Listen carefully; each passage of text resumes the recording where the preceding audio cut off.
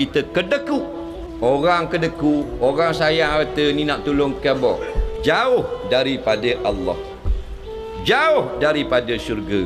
Walaupun janggut panjang 15 km, walaupun dia pegang tasbih besar bola tenis, walaupun mulut sentiasa basah subhanallah subhanallah subhanallah subhanallah subhanallah subhanallah, walaupun pakai jubah hijau warna panjang lebih daripada tumit, turun daripada planet Mars sekalipun, tetapi kalau kedeku, kalau bakhil, jauh daripada syurga. Siapa khabar bang?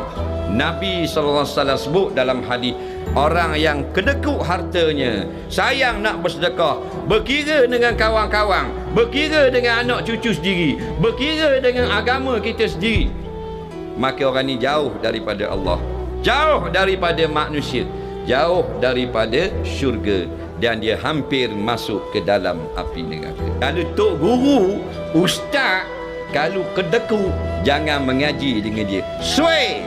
Faham tak? Sebab Nabi kata qaribun ilan nar, neraka itu sial namanya. Orang yang Nabi sebut dekat dengan neraka, tak ada berkat kita nak mengaji. Siapa yang ekonominya mula menurun, paling nombor satu sekali mujarab, kuat menderma, akan maju balik bisnes. Tu aja.